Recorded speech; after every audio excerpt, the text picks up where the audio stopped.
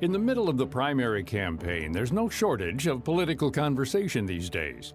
In some ways, especially on the Republican side, this campaign has been a throwback to the uncivilized days of 150 years ago, where candidates didn't so much as debate the issues as scream insults at each other. And even seasoned political strategists have no idea where it's all going. The reason it's so hard to predict is that the patterns of the past have been disrupted. The Republican Party generally nominates the establishment candidate at the end.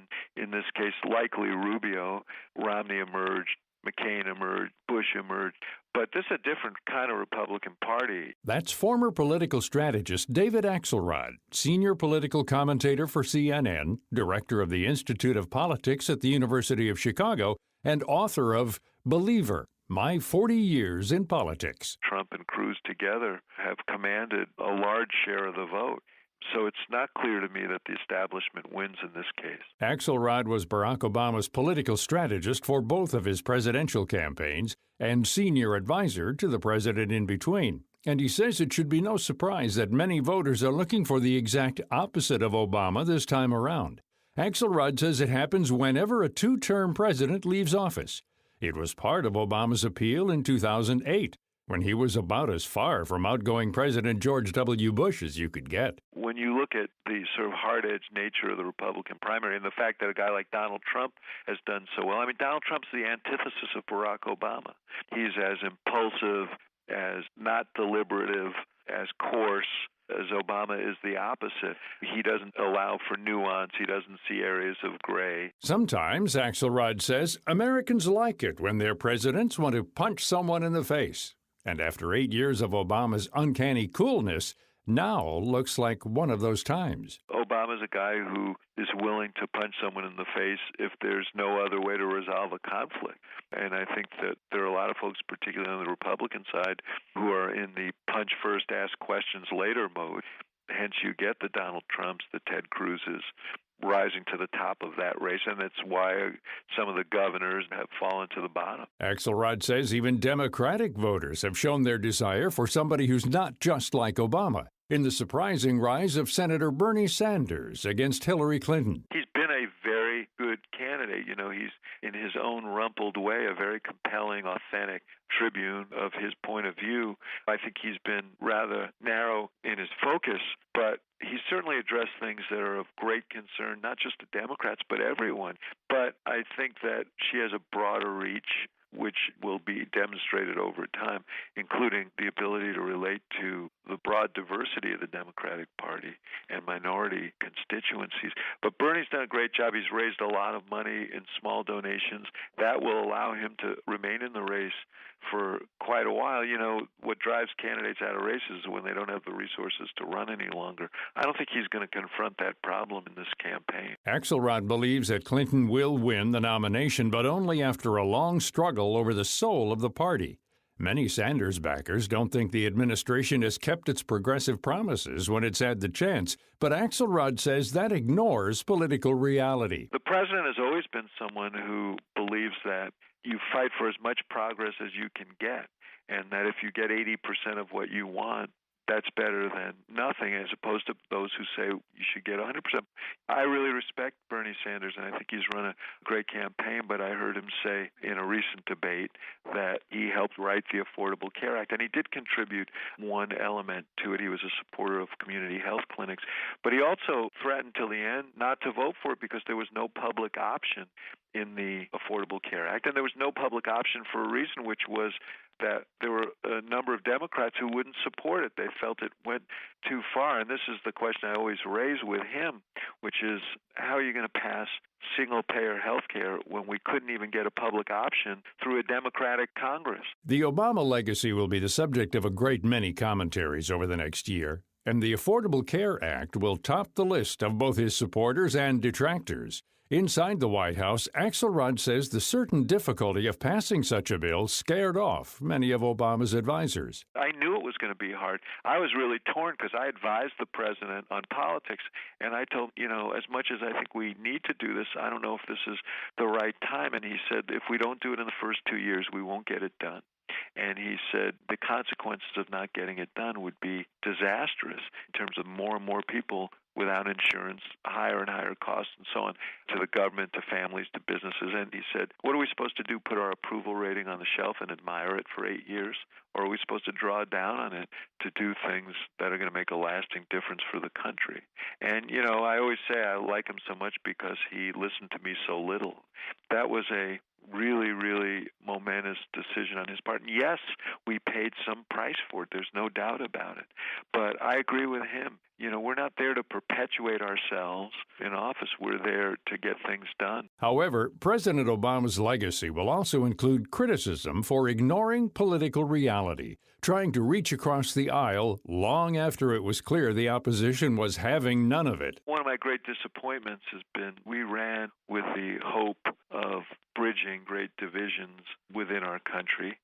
Everybody remembers the speech that Obama gave in 2004, in which he said, we're not red states and blue states, we're the United States of America. But, when we came to Washington, what we confronted was a situation where the Democratic Party had been ascendant, had taken a whole bunch of territory away from the Republicans, and we were in the midst of a crisis, and I think a strategic decision was made by the Republican Party. And from a clinical standpoint, I understood it, which was there are a lot of lousy decisions that are going to have to be made to get the economy out of the soup. And let's let him make it, because it'll make it easier for us to run against him if we're not co-authors of these policies. Axelrod says that forced the president into a more partisan position, working only with Democrats if he wanted to get anything done. And Obama didn't like it. I think it was really sort of a shock to his system, because here in Illinois, he was known for forging bipartisan coalitions in the Illinois Senate. He was famous for it, and he had bipartisan relationships in the Senate that allowed him to work across party lines on pieces of legislation. The fact that he couldn't do that as president was, I think, surprising to him and disappointing to him. The president seems to know that's an unfortunate failure, as he said in a speech at the Illinois State Capitol just a few weeks ago. I had to acknowledge that one of my few regrets is my inability to reduce the polarization and meanness in our politics. I was able to be part of that here, and yet couldn't translate it the way I wanted to into our politics in Washington. And while people are complaining bitterly about gridlock, Axelrod says that's how the political system is built. We're supposed to have gridlock when there are great divisions in the country. Still, Axelrod calls himself a believer and so named his book. But while most of his memoir is about his relationship with Barack Obama, Axelrod's belief isn't in just one man. It's all about an idea. And he's taken on few political clients who don't share it. The thing that is common among them is the shared belief, and the belief that I have, that politics is a calling. It's not simply a business or a vehicle for self-aggrandizement or advancement. It's an opportunity to serve and to make a difference. It's the chance to grab the wheel of history and turn it in the right direction. And I've seen great leaders do that, and I've seen the impact on people's lives.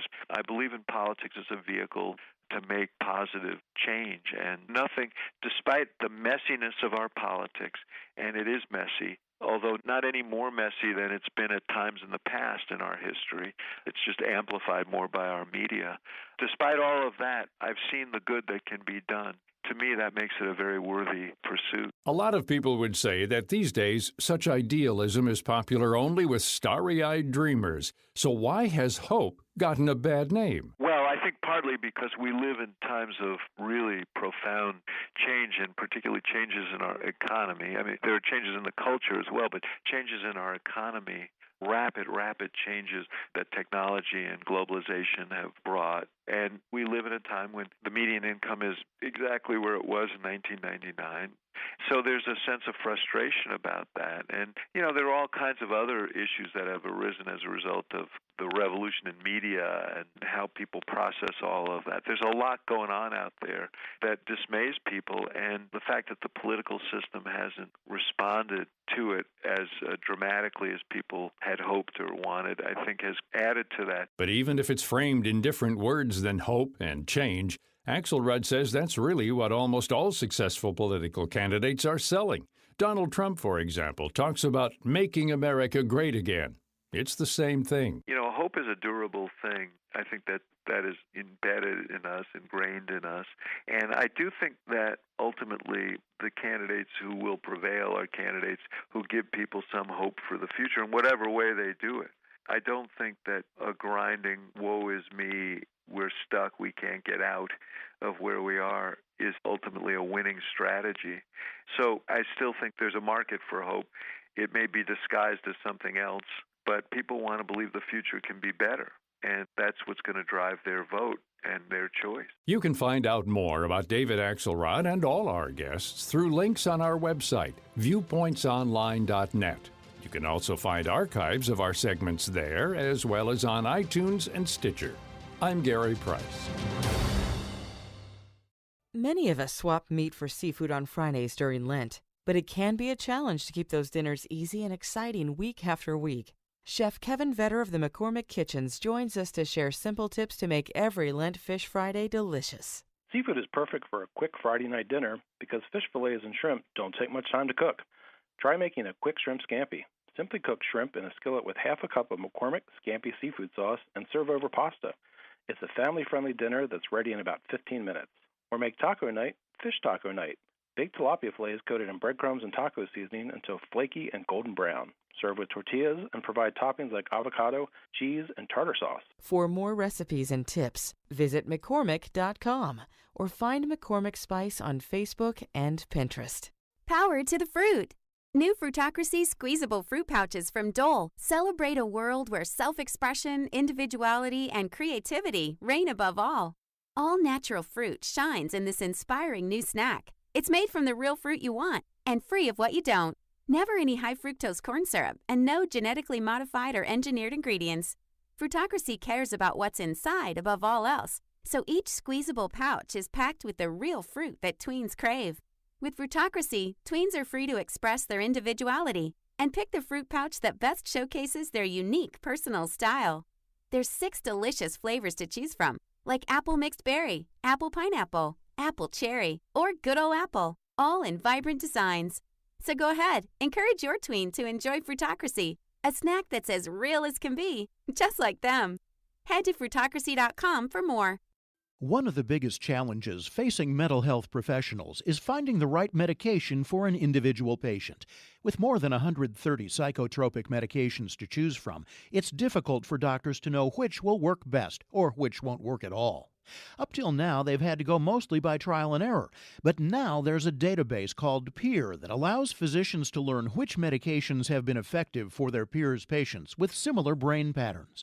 Here's George Carpenter, President and CEO of Mind Analytics. PEER is based on a database of over 10,000 unique patients, each one classified by more than 1,100 variables, calculated by a routine brain scan called an EEG. A sophisticated computer analysis allows a doctor to match a current patient with others with similar EEGs and the treatments which were successful in these patients. Carpenter says PEER greatly increases the odds of treatment success.